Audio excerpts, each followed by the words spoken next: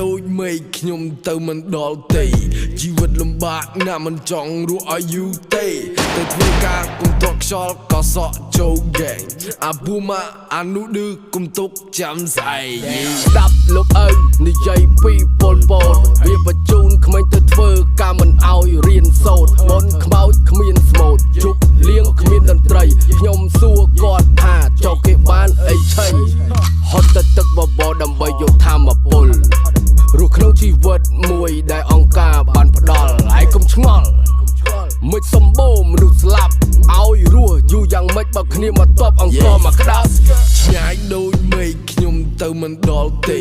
ជីវិតលំបាកណាស់មិនចង់រស់ឲ្យយូរទេទៅធ្វើការគុំទាត់ខ្យល់ក៏សក់ចូលហ្គេងអាប៊ូម៉ាអានោះឌឺគុំទុកចាំស្អែកឪពុកបោះវិចារតែយ៉ាងណាបើជាមិនស្ដាប់រឿងនៅ